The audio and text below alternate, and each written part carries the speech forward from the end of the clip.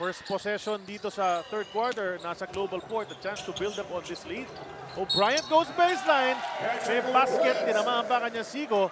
Ni Marcos doubted, and that's the first personal on Kuya Marcos. And it's going to send O'Brien to the line. Punta muna natin si Risa Diaz. Risa Diaz, makimbalita muna tayo. Charlie, alam mo ba, nung nag-buzzer dun sa halftime natin, pumasok na yung Blackwater Elite sa kanilang dugout. Pero si Marcos Doutit ang ginawa, lumakad all the way to the exit. Akala ko nga kung saan pupunta. And then I asked, nung pabalik na siya, kung anong ginawa niya. Ang sabi niya, I just take long walks so that I can meditate, I can calm myself down. Ang sabi naman ng coaching staff ng Blackwater, lagi niyang ginagawa yan, hindi siya kagad pumapasok ng dugout. Ang sabi nila, siguro kasi nga, at some point, Marcos Doutit ay parang nanggigigil. He wants to do everything. He's trying to do everything. But he has to realize, syempre, na meron din siya mga kakampi na pwedeng tumulong sa kanya. Bottom line, ang gustong gawin ng Blackwater coming into the second half, lessen their turnovers. They gotta make better decisions and, of course, run back on defense faster. Charlie. Lots of adjustments ang kailangan talaga para sa Blackwater Elite. You know, tama yung report at sinasabi ng kanilang coaching staff. The turnovers really killed them noong first half. And right now, you know, their offense seems to starting to heat up already dito sa ating second half.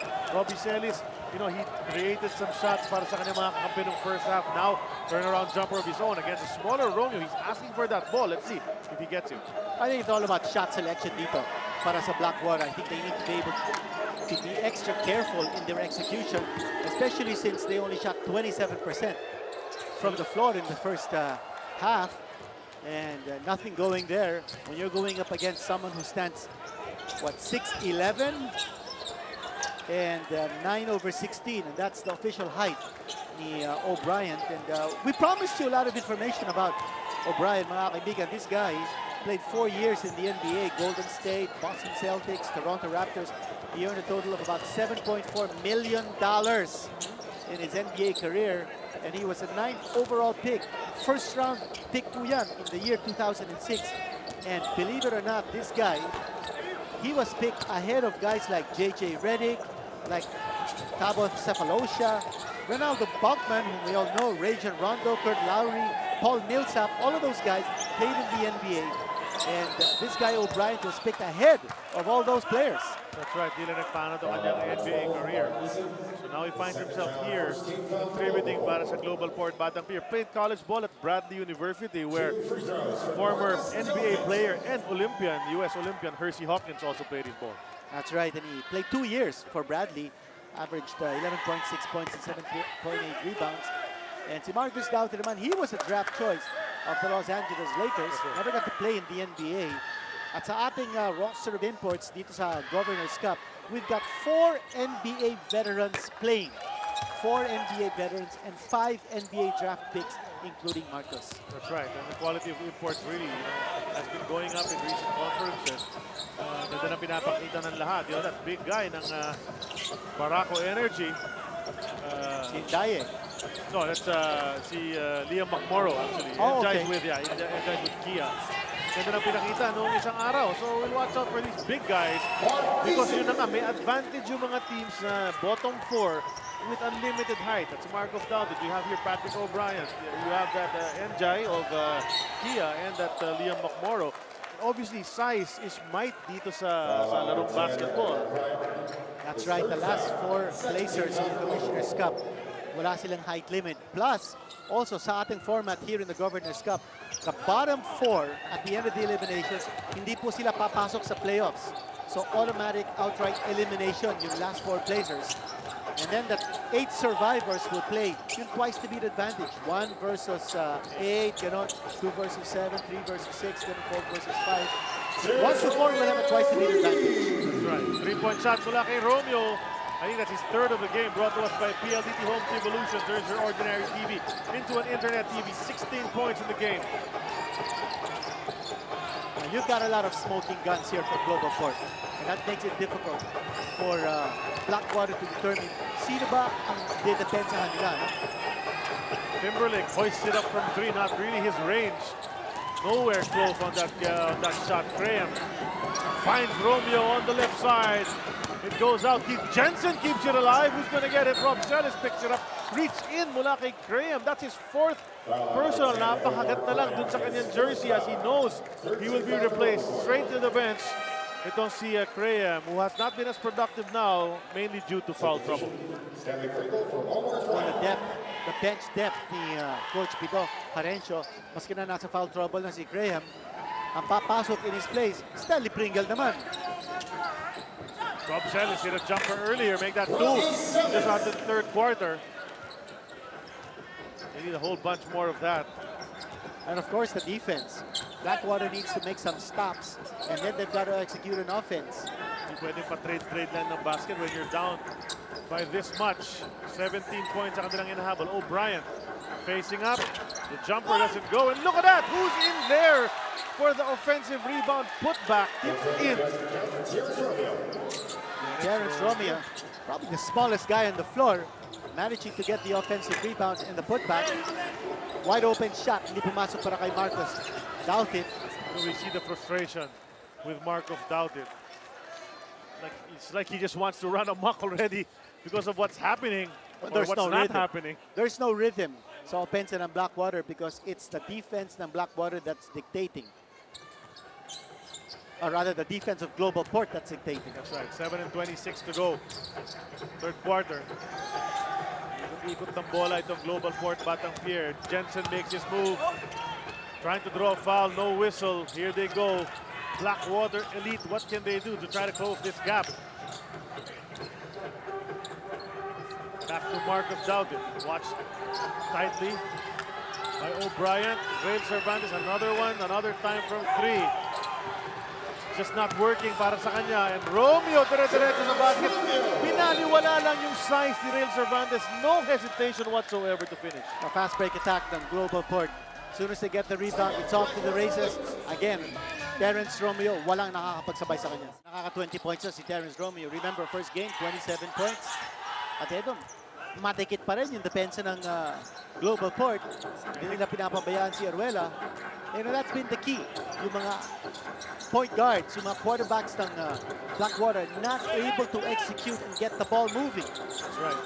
Turnaround jumper, Rail Cervantes. More within his range kasi kanina pa niya pinipilit Dumres. That's been off. So ngayon, inilapit ng konti, gets a two. You know, the run of GlobalPort started when Stanley Pringle came into the ballgame. Now he's in there once again. Tingnan natin kung anong mangyayari. But Aruela, they take away that ball. They find Sunday. Decides not to take a three. Iniwan para kay Rail, who also decides to bring it in. Sunday! Not a single white shirt para makuha ang offensive rebound. And that defense of GlobalPort, Pinura ni Markov Doughted naman. Ito si... well, paid back. No? Defense naman ng Blackwater that time. Nakita natin, the rim protector is Marcus Doughted. He's got to sprint back on defense. Now goes to Aruela. Baseline jumper from Markov. He overshoots. Kita-kita natin. Gets it back. Hindi pa rin niya may pasok. Finally able to tip it in. And all that effort, you know, after a while, papagurin na masyado ito si Markov Doughted with all the things he's trying to do para sa kanyang kupunan. Si O'Brien, he's just relaxing on the floor. He's not really giving his 100% effort.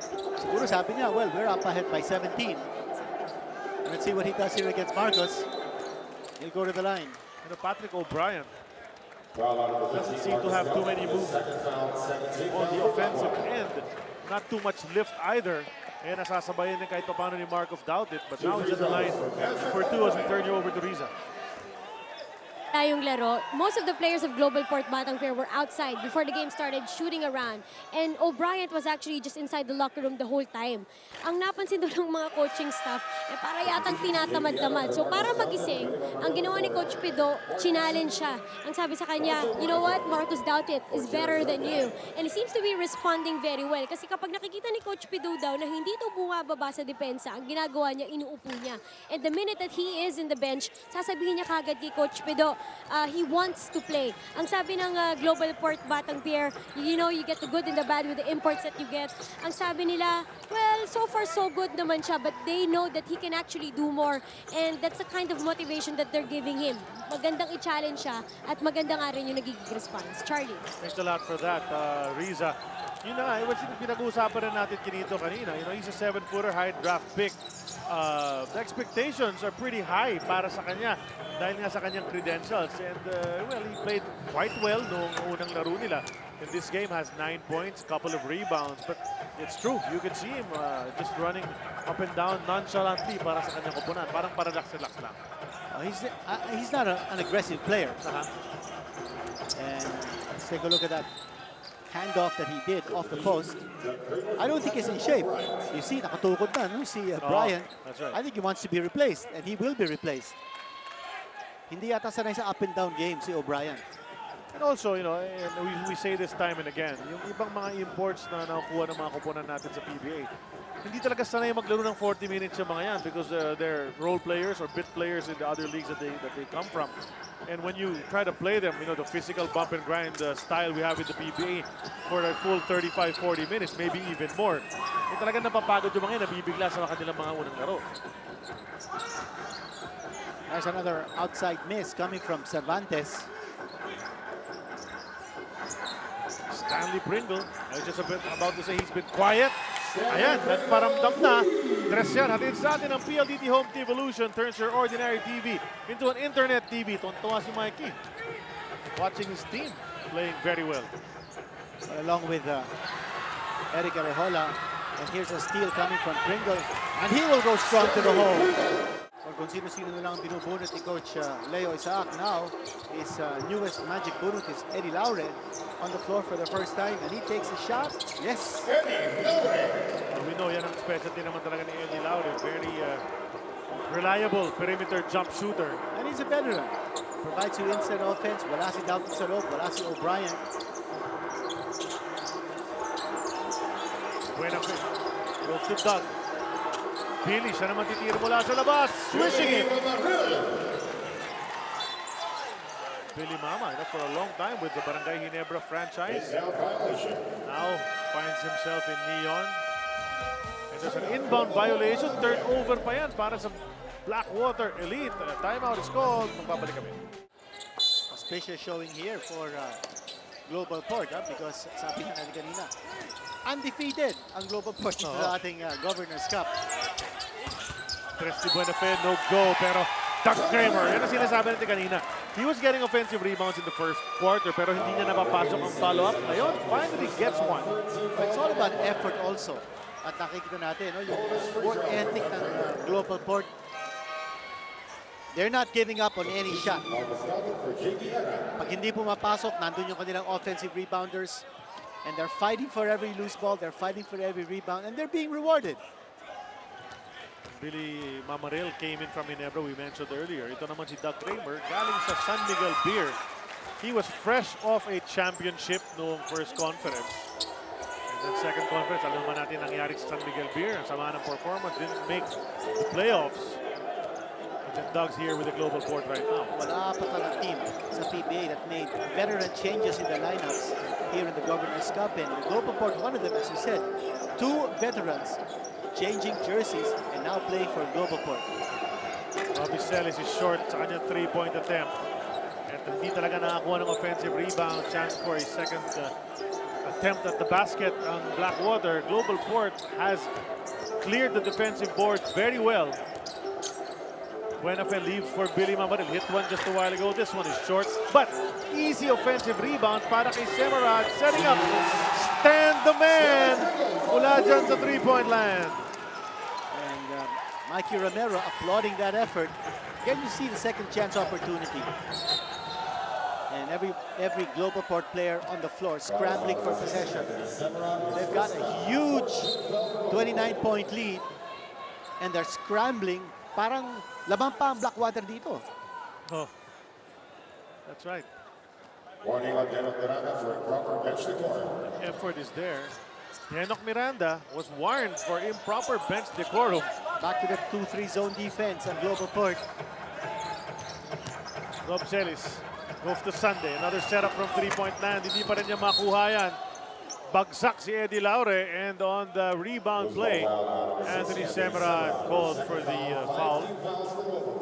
You know, that 2-3 zone defense in GlobalPort takes away the post move. Marcos Douthit. And now Marcos has to go outside, wait for the ball. Now he's looking to get the ball way outside. Let's see what he does here. Eddie Laure. 2 for 2 from the field for the veteran.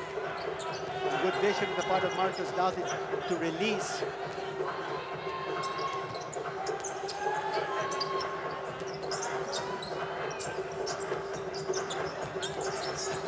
Here's Pringle.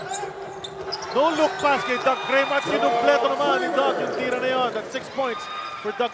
Make it 7 for Doug Graham. What a way to execute the pick and roll. Again, they're not relying on either the picker or the guy who's handling the ball to make the shot. They're relying on the third pass, the extra pass.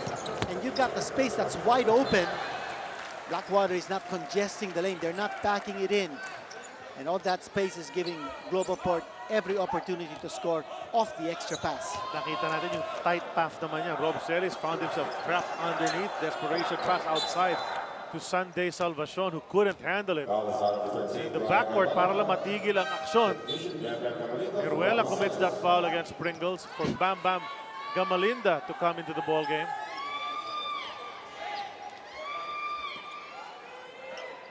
Remember in that game against Alaska, Blackwater fell behind by 35 points before finally losing by 26.